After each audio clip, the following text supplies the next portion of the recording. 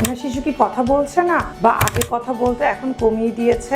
আপনার শিশু কি নাম ধরে ডাকলে তাকাচ্ছে না?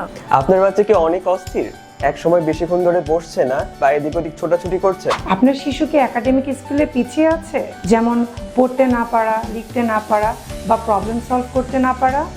আপনার শিশু কি আই কন্ট্যাক্ট করছে না অথবা অল্প সময়ের জন্য আই কন্ট্যাক্ট রাখে?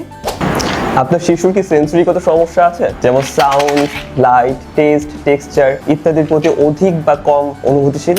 আপনার শিশু কি আচরণগত সমস্যা প্রদর্শন করছে, যেমন একই কাজ বারবার করা, হ্যান্ড ফ্লাপিং করা, হেড নোডিং করা, জোরে জোরে চিৎকার করা অথবা গোল গোল ঘোরা?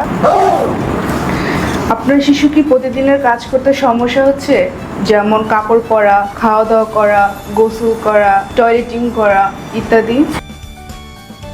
আপনার বাচ্চা কি সামাজিকতা বুঝতে পারছে না, বাসা বাহিরে বা সমবয়সীদের সাথে মিশতে পারছে না, বা ইশারা বুঝতে পারছে না, হাসি কান্না বা ফেসিয়াল এক্সপ্রেশন বুঝতে পারছে না?